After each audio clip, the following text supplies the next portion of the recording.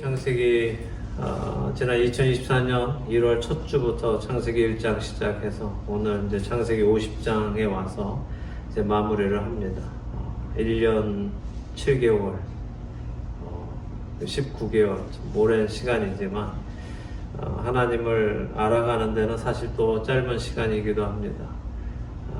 우리가 매주 말씀을 통해서 하나님께서 어떻게 시작하시고 또 무엇을 위해 계속 하시는지 이 말씀 속에서 우리가 하나님을 조금 더 알아가기를 원하고 그래서 그 하나님을 더 사랑하게 되었기를 바랍니다.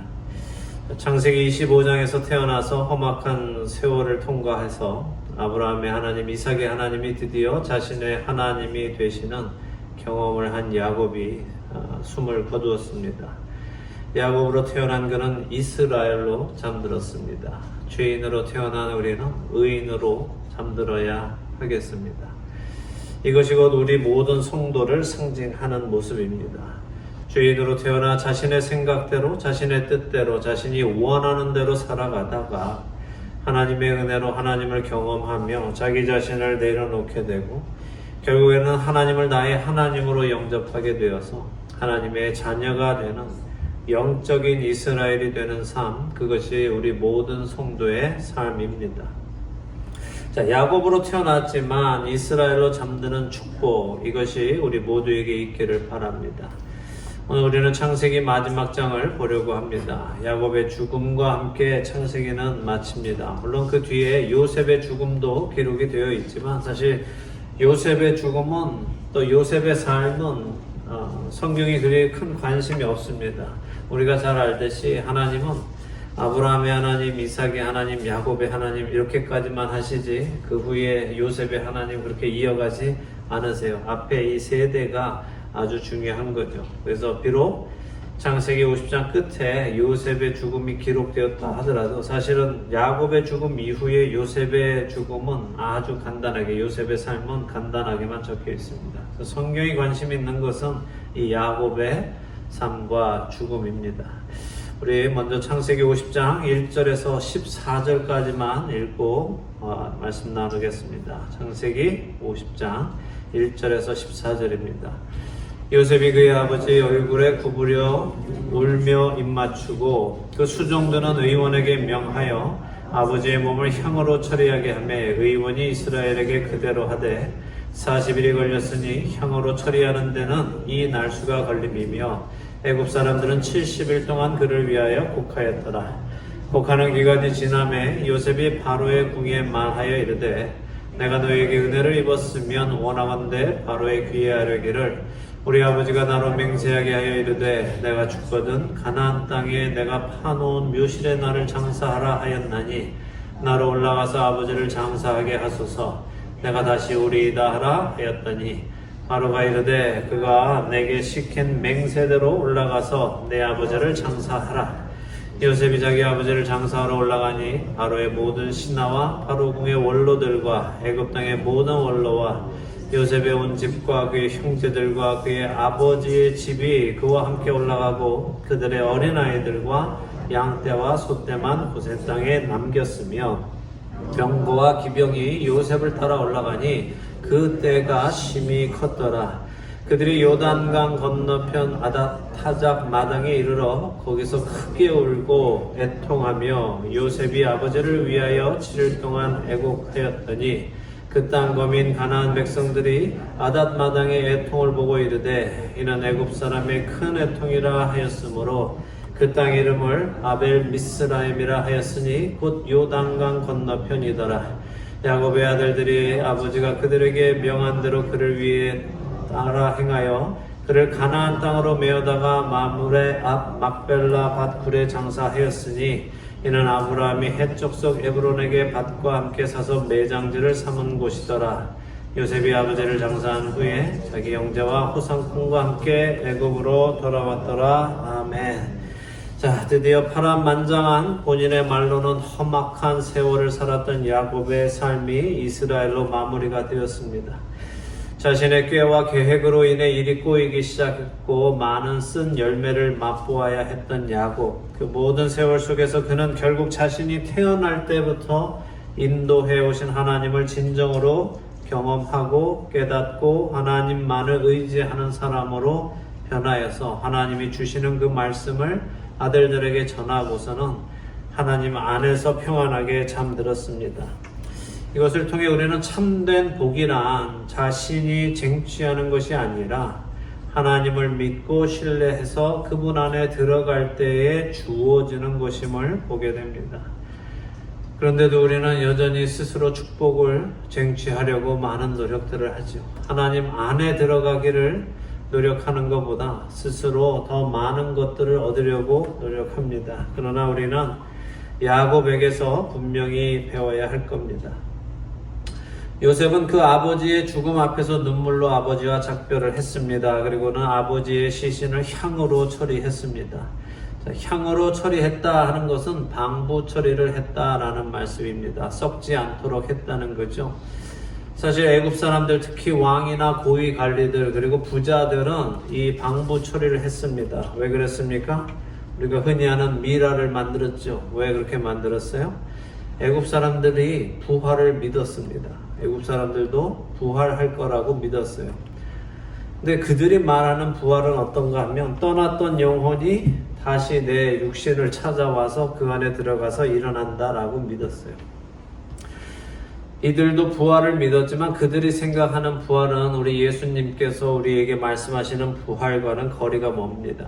사실 애굽 사람들은 죽으면 오시리스라는 애굽의 신에게 간다고 믿었어요. 그럼 그 오시리스가 죽어서 온 그 사람의 심장을 떼어서 저울에 올리면 이 심장의 무게가 깃털보다 가벼우면 그 사람은 부활하고 깃털보다 무거우면 그 자리에서 소멸된다라고 믿었습니다. 자, 그러니까 심장이 깃털보다 가볍다는 건 무슨 얘기예요? 의인이어야 된다는 거죠. 선해야 된다는 거예요. 그래서 깃털보다 죄가 없으면 다시 부활의 몸을 입고 무거우면 소멸해서 없어진다라고 믿었죠. 자, 그래서 자기가 가서 자기 심장을 재봤을 때, 오시리스 신이 재봤을 때 깃털보다 가벼우면 다시 나의 영혼을 보내줄 거다 믿었어요. 그래서 그때 왔을 때 육신이 썩어서 없어지면 자기가 부활할 몸이 없으니까 어떻게 한다고요? 방부 처리를 해서 미라를 만들어 놓는 것입니다. 이들은 부활을 믿었는데 그 부활을 위해서 어떻게 해요? 스스로의 몸도 준비해 놔야 돼요. 다 자기가 스스로 모든 것을 준비해야 됩니다. 근데 더 놀라운 건 이들은 부활에 이른 자가 하나도 없다는 거죠. 깃털보다 가벼운 심장을 가진 사람이 없다는 것을, 의인은 없되 하나도 없다는 것을 그들은 몰랐습니다. 그래서 헛되게 스스로 부활의 몸을 준비해 놓고 한 명도 쓰지 못했습니다. 우리의 부활의 몸은, 우리가 부활 받을 그 몸은 썩어 없어질 이 육신이 아니라 하나님께서 새로 만들어 주시는, 새롭게 해 주시는 부활의 몸을 입는다는 것을 기억하시기 바랍니다. 자, 근데 요셉이 지금 아버지 야곱을 방부 처리하는 것은 애굽의 부활 사상 때문에 하는 것은 아닙니다. 이제 가나안으로 시신을 옮겨야 하기 때문에 그 가는 동안 우리 여기서도 봤지만 70일간 애국해야 되는데 그 70일 동안 썩지 않고 시신을 가져가야 하니까 그래서 이 향 처리를 하게 된 겁니다. 원래 애굽에서 미라를 만들 때는 제사장들이 합니다. 이것은 그들이 믿는 오시리스 신과 연관이 되어 있어서 미라를 만드는 작업을 제사장들이 종교 행위로 합니다. 근데 요셉은 제사장이 아닌 누구한테 그 일을 시켰다고 해요? 의원에게 시켰다. 아버지를 담당하는 의원에게 시켰다 하죠. 그러니까 이것은 종교 행위가 아니라 의료 행위였다 하는 것을 성경은 분명하게 밝히고 계시는 겁니다. 자, 이렇게 방부 처리하는데 시간이 40일 걸렸습니다. 그리고 곡하는 기간이 70일이 지났습니다. 야곱이 죽은 지 벌써 2달이 넘는 시간이 걸린 것이죠. 이제 요셉은 바로에게 아버지를 가나안에 가서 장사하고 오도록 부탁을 합니다. 혹시라도 바로가 돌아오지 않을까 걱정해서 안 보낼지도 모르니까 반드시 돌아오겠다 하는 말과 함께 부탁을 했습니다. 그리고 바로가 그것을 허락합니다. 자, 7절부터 보면 야곱의 장사하는 모습이 기록이 되는데 누가 갑니까? 먼저는 요셉의 모든 식구들이 가고 바로 왕의 모든 신하들 그리고 바로 궁의 원로들 애굽 땅의 모든 원로들 그리고 병거와 기병들까지 호위를 하면서 야곱을 장사하러 가나안에까지 함께 갑니다.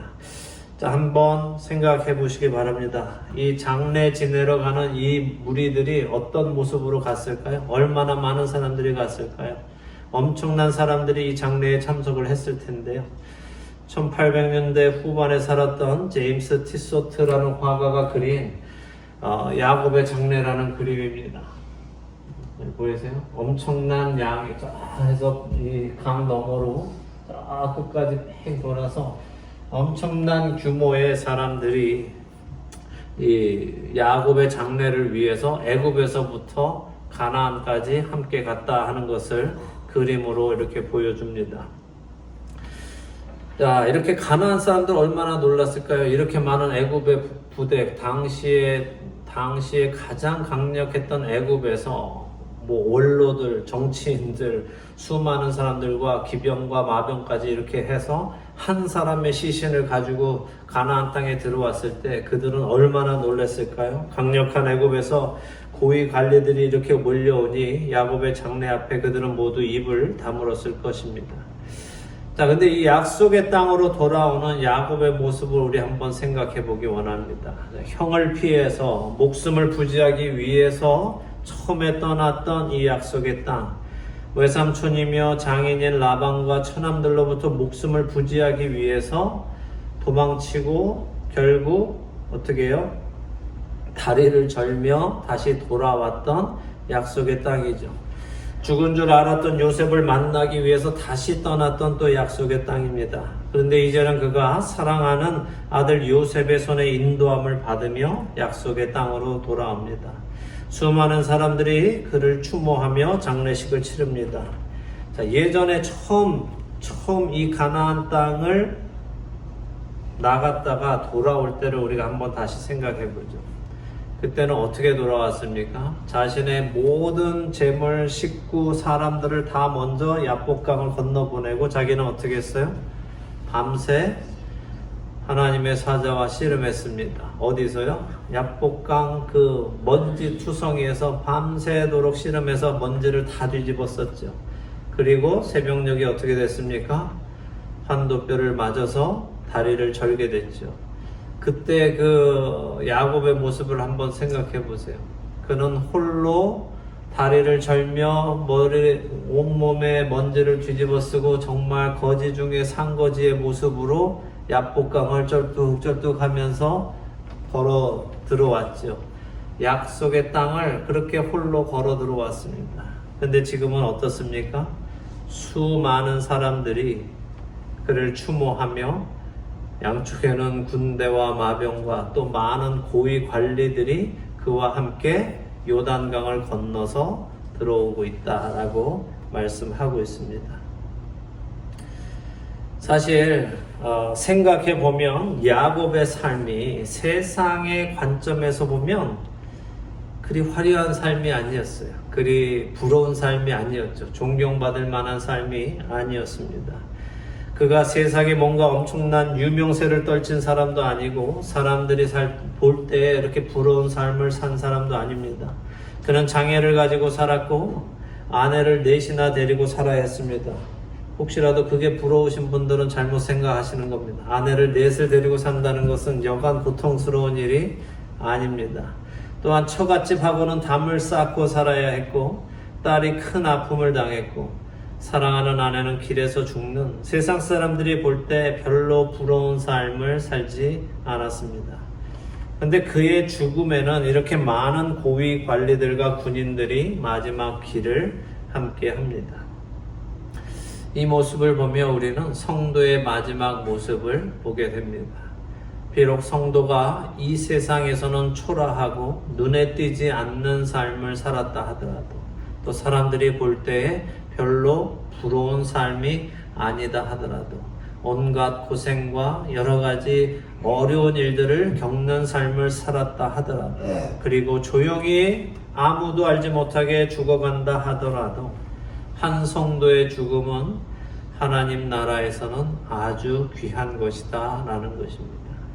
시편 116편 15절은 그의 경건한 자들의 죽음은 여호와께서 보시기에 귀중한 것이로다 라고 말씀하세요. 또한 예수님께서도 약속하시기를 내가 먼저 가서 너희를 영접할 방을, 집을 준비하겠다라고 하셨어요. 우리가 천국으로 갈 때 누가 우리를 영접하신다고요? 천사들이 나와서 영접해 주는 게 아니라 예수님께서 친히 우리들을 영접해 주시겠다라고 하셨단 말이죠. 그것을 위해서 지금 그분이 가서 준비하고 계시는 겁니다. 그렇기에 우리의 삶이 세상에서 빛나지 않아도 됩니다. 세상에서 높아지지 않아도 됩니다. 사람들이 보기에 부러운 삶이 아니어도 됩니다. 그러나 하나님이 보시기에 귀중한 삶이 되어야 합니다. 야곱이 이스라엘이 된 것, 자신의 힘으로 살던 자가 하나님을 신뢰하는 자로 변화하는 것, 그 삶이 하나님 보시기에 귀한 삶이며 그 마지막을 천군 천사가 함께 한다는 것을, 호위한다는 것을 우리에게 보여주십니다. 이렇게 가나안에 가서는 장례를 치릅니다. 요셉은 7일간이나 크게 웁니다.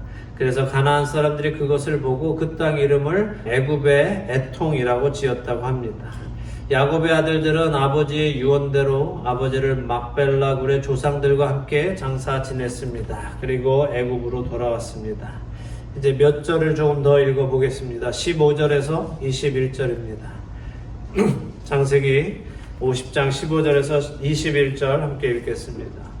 요셉의 형제들이 그들의 아버지가 죽었음을 보고 말하되 요셉이 혹시 우리를 미워하여 우리가 그에게 행한 모든 악을 다 갚지나 아니할까 하고 요셉에게 말을 전하여 이르되 당신의 아버지가 돌아가시기 전에 명령하여 이르시기를 너희는 이같이 요셉에게 이르라 내 형들이 내게 악을 행하였을지라도 이제 바라건대 그들의 허물과 죄를 용서하라 하셨나니 당신 아버지의 하나님의 종들인 우리 죄를 이제 용서하소서 하며 요셉이 그들이 그에게 하는 말을 들을 때에 울었더라. 그의 형들이 또 친히 와서 요셉의 앞에 엎드려 이르되 우리는 당신의 종들이니이다.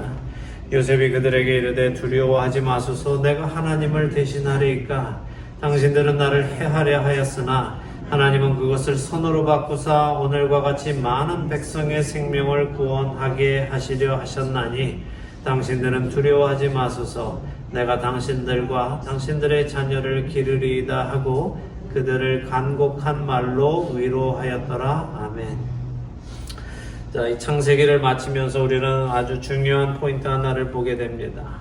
자, 성경은 이 창세기를 마치면서 우리가 생각해 보아야 하는 믿음에 관한 말씀을 하나 여기 남겨주시는데, 자, 야곱의 아들들이 이제 아버지가 돌아가시고 나니 장례를 다 치르고 나니 특별히 10명의 형들이 마음에 변화가 오는데 어떤 변화입니까? 요셉을 두려워하기 시작했다는 거예요. 무엇을 두려워할까요? 왜 여지까지 같이 잘 살았는데 왜 갑자기 두려워합니까? 그들의 생각에 요셉이 그동안은 아버지가 계셨으니까 차마 아버지 앞에서 아버지의 아들들을 죽이는 일은 할 수 없어서 죽이지 않고 기다리고 있었을 것이다 라고 생각한 것입니다. 근데 이제 아버지도 자신들의 가림막이 되는 아버지가 죽어서 안 계시니까 요셉이 분명히 그동안 참고 있었던 울분을 터뜨려서 자기들에게 복수할 것이다, 우리들을 죽일 것이다 라고 생각한 것입니다. 늘 말씀드리죠. 사람은 무엇을 기준으로 다른 사람을 생각한다고요? 자기 자신을 기준으로 남을 판단합니다. 요셉의 형들은 그럴 만한 사람들이기 때문에 요셉도 그럴 거다라고 생각하는 거죠. 내가 그럴 사람이기 때문에 다른 사람도 그럴 것이라고 생각하는 것이 일반적입니다. 내가 거짓말하는 사람이니까 다른 사람도 거짓말할 거라 생각하고, 내가 악한 생각을 하기 때문에 다른 사람도 악한 생각을 할 것이라고 생각합니다. 그래서 그들은 요셉을 두려워합니다. 그리고 회의를 해서 스스로 살궁리를 하는데 뭐예요? 요셉에게 죽은 아버지와 하나님의 이름을 파는 것입니다. 그들은 사람을 자기들이 직접 가는 게 아니라 사람을 요셉에게 보냈습니다. 그러면서 요셉 총리님, 당신의 아버지께서 돌아가시기 전에 유언을 하셨는데 형들이 너에게 악을 행하였을지라도 그들의 허물과 죄를 용서하라 라고 유언을 남기셨으니 부디 아버지의 유언을 따라 형제들을 불쌍히 여기고 그들이 당신에게 지었던 죄를 용서해 달라고 전달하셨습니다 라고 사람을 보내서 시켰습니다. 아버지가 하지도 않은 말을 그들은 아버지가 했다고 하면서까지 요셉에게 용서를 구하죠. 요셉이 그 말을 들었을 때 어떻게 했다고요? 울었다라고 합니다. 왜 울었을까요? 요셉은 왜 그 말을 듣고 울었겠습니까? 사실 이들은 자신들이 직접 요셉을 찾아와서 용서를 구한 것도 아니고 사람을 시켜서 그 말을 전했습니다. 그리고 정말 아버지가 그렇게 생각했다면 아버지가 형들에게 유언을 남길 것이 아니라 요셉에게 직접 말을 했겠죠. 여러분들은 이 형들의 모습을 볼 때 어떻게 생각이 드세요? 그냥 비굴하게 보이십니까? 살고자 해서 돌아가신 아버지가 이렇게 말했다 하지도 않은 말을 했다고 아버지를 팔아먹고 또 당신의 하나님을 생각해서 우리를 용서해라 라면서 하나님의 이름을 들먹이고 하는 게 비굴하게만 보이십니까? 근데 이거는 비굴한 것 정도가 아니라 이 모습은 요셉의 순수한 은혜를 퇴색하게 만드는 거예요. 이거는 그 은혜를 변색시키는 것입니다. 요셉은 분명히 형들에게 당신들이 나를 이곳에 팔았다고 해서 근심하지 마십시오. 한탄하지 마십시오. 하나님이 생명을 구원하시려고 나를 당신들보다 먼저 보내셨나이다 라고 이미 오래전에 17년 전에 말했습니다. 비록 당신들은 내게 악을 행했지만 하나님께서는 그 일을 허락하셨고 그 일을 허락하신 것은 이렇게 해서 당신들의 생명을 구원하시고 또한 모든 사람들의 생명을 구원하시기 위해서 하나님께서 계획하신 일이었기 때문에 나는 당신들을 원망하거나 당신들을 정죄하지 않습니다 라고 했단 말이죠. 요셉은 진심으로 자기 형들을 용서했습니다. 그런데 그들은 그 용서를 받아들이지 못했다는 거예요. 이것이 아주 중요한 것입니다. 왜냐하면 오늘을 사는 우리 그리스도인들 중에도 우리 성도들 중에도 하나님의 용서를 제대로 받아들이지 못하고 사는 사람들이 적지 않기 때문입니다. 하나님이 한두 번은 용서하시겠지만 더 이상은 용서하지 않으실 거야. 지난번에 용서하신 것까지 다 합쳐서 이번에 크게 아마 혼을 내실 거야 라고 생각하는 사람도 있고 그래서 더 이상 하나님께 못 나가고 무서워서 하나님을 멀리하는 사람도 있고 처음 회개할 때 그 전까지 지은 죄는 용서하셨지만 그 이후로 짓는 죄는 용서 안 해주실 거야 라고 생각하는 사람도 있습니다. 또한 다른 죄는 다 용서하셔도 이 죄만은 용서하지 못하실 거야 라고 생각하는 사람도 있고 기쁨으로 주님 안에서 주님과 동행하는 것이 아니라 언제 하나님이 벌 주실까 걱정하면서 하나님의 눈치만 보면서 살아가는 성도들도 있습니다. 이런 성도들을 보실 때 하나님의 마음은 어떠실까요? 또 우리를 위해 십자가에 오르신 예수님은 어떠실까요? 요셉은 자신이 보냈던 그 고통스러웠던 시간들이 결국 형들의 생명을 구하기 위함이었던 것을 알았을 때 형들이 그 사실을 온전히 받아들이지 못하고 있는 것을 보고 울었어요. 오늘 우리가 하나님의 은혜, 예수님의 그 십자가의 은혜를 제대로 받아들이지 못하고 두려워하고 여전히 나 자신의 죄를 스스로 책임져야 하는 부분이 있다라고 생각하고 있다면 그런 우리를 바라보는 예수님은 어떠실까요? 그분은 분명히 우리를 우리의 죄에서 자유하게 하시기 위해서 십자가에 오르셨는데도 우리는 여전히 그 십자가 앞에서 내가 죄 사함을 다 받지 못했다라고 생각하고 있다면 그분은 얼마나 슬프시겠습니까? 요셉은 형들에게 17년 전에 했던 말을 다시 해줍니다. 두려워 마소서 당신들은 나를 해하려 했지만 하나님께서는 그것을 선으로 바꾸셔서 오늘과 같이 많은 백성의 생명을 구원하는 데 사용했으니 두려워 마십시오라고 21절에 간곡한 말로 그들을 위로했다라고 했습니다. 이 간곡한 말로 그들을 위로했다라는 히브리 원어의 의미는 요셉이 형들의 심장에 말했다라는 의미입니다.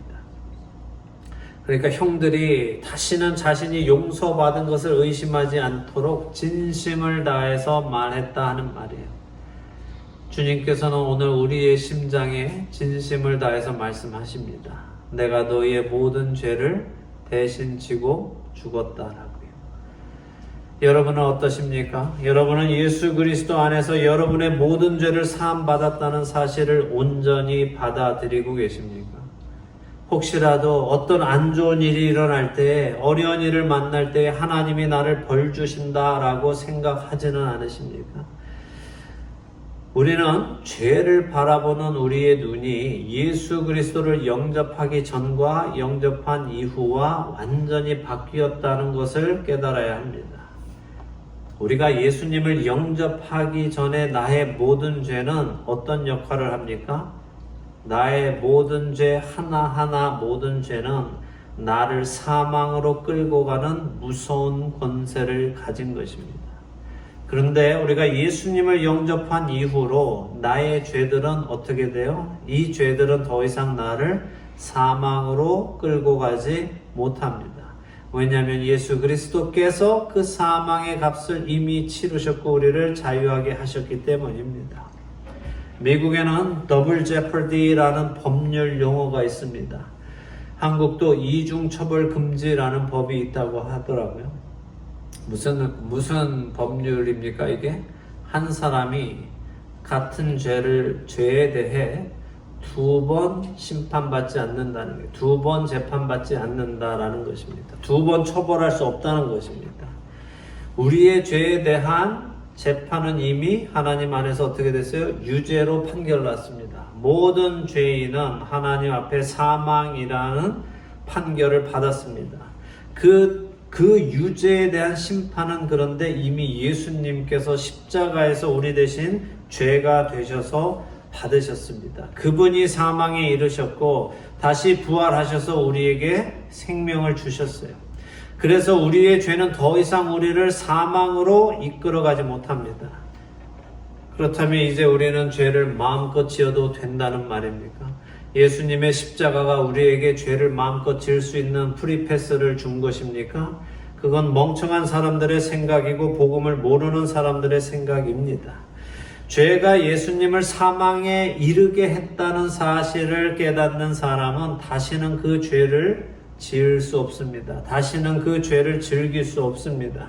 그것은 예수님을 다시 십자가에 못 박아놓고 욕되게 하는 것이라고 히브리서는 말씀하십니다. 그런데 우리는 여전히 죄를 짓고 있죠. 그러면 이 죄는 무엇입니까? 오늘도 우리가 짓고 있는 이 죄는 무엇입니까? 예수님을 영접한 사람들에게 죄란 내가 고쳐 나가야 하는 나의 부족한 부분들입니다. 나의 문제점들입니다. 하나님께서는 자녀가 된 성도들의 죄를 이겨나가기 원하십니다. 끊어내기를 원하십니다. 그래서 하나님께서는 자녀가 된 성도들의 죄를 이겨나가야 할 대상으로, 끊어내야 할 대상으로 다루십니다. 그래서 이 죄를 짓는다고 우리를 심판하시는 것이 아니라 깨닫게 하시고 떠나게 하시는 데 목적이 있다는 겁니다. 그래서 필요하다면 뭐도 하세요? 징계도 하시는 거예요. 벌을 주는 것이 목적이 아니고 심판하는 것이 목적이 아니라 징계를 통해서 우리가 우리의 죄로부터 떠나가게 하시려는 것이 하나님의 목적이라는 것입니다. 그래서 그것은 우리가 미워서 그렇게 하시는 것이 아니라 오히려 우리를 사랑하시기 때문에 그렇게 하신다는 거예요. 우리가 성찬식에 대한 말씀 나눌 때 배우셨을 겁니다. 고린도전서 11장 32절은 이렇게 말씀하세요. 우리가 판단을 받는 것은 주께 징계를 받는 것이니 이는 우리로 세상과 함께 정죄함을 받지 않게 하려 하심이라. 무슨 말씀이에요? 하나님께서 우리를 징계하시는 이유, 하나님께서 우리에게 어떤 연약함을 주시기도 하고 병을 주시기도 하고 심지어 잠자게 하시기도 하는 이유는 우리가 깨달아서 우리의 죄에서 돌이켜 나와서 우리가 세상과 함께 정죄함, 곧 심판을 받지 않게 하시기 위함이라고 말씀하시는 거예요. 그것이 하나님의 은혜라는 거예요. 우리는 예수 그리스도의 십자가를 통해 온전한 용서를 받았습니다. 그렇기에 그 용서를 감사로 받아들이고 이제는 그 은혜, 하나님의 은혜에 감사하며 죄를 멀리하며 의롭고 거룩한 삶을 살아가도록 자신을 훈련해 나가야 하는 것입니다. 자녀가 있으신 분들 생각해 보세요. 여러분의 자녀가 도대체 어떤 죄를 지면 여러분들은 그 자녀를 버리실 것 같으십니까? 어떤 죄를 지면 더 이상 그 녀석은 내 아들이 아니다라고 하실 것 같으십니까? 아마도 그 어떤 죄를 진다 하더라도 세상 모든 사람들이 손가락질을 하는 죄를 진다 하더라도 참된 부모는 자기 자식을 버리지 않습니다. 그것이 우리를 향한, 우리를 자녀 삼으신 하나님의 은혜이고 하나님의 사랑입니다. 그분은 그 아들 예수 그리스도를 우리 대신에 십자가에 다시고 우리를 대신하여 죽이시고 우리에게 생명을 주시는 분이십니다. 그럼 그분의 그 사랑을 우리가 깨닫는다면 우리 역시 우리 대신 죽으신 예수님을 죽게 만든 그 원흉인 죄와 사망으로부터 벗어나기 위해 그 안에 더 이상 머물지 않는 선택을 할 수밖에 없습니다. 우리는 예수 그리스도의 십자가를 통해 온전한 용서를 받았기 때문에 그 용서를 감사로 받아들이고 이제는 그 은혜에 감사해서 죄를 멀리하고 의롭고 거룩한 삶을 살아가도록 자신을 훈련해 나가시기 바랍니다. 요셉의 형들이 했어야 하는 일은 자신들의 잘못을 깨닫고 요셉의 은혜에 감사하며 그래서 요셉을 사랑하고 형제들을 사랑하고 서로 섬기며 살아가야 했었던 것입니다. 이것이 창세기가 우리에게 가르쳐 주시는 교훈입니다.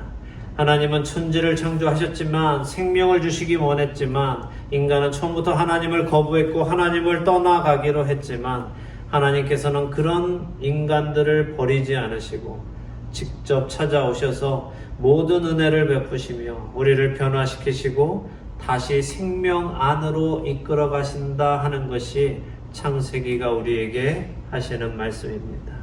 지난 50장의 창세기를 보면서 여러분이 하나님의 구원의 은혜와 사랑을 조금 더 자세히 보셨기를 기대합니다.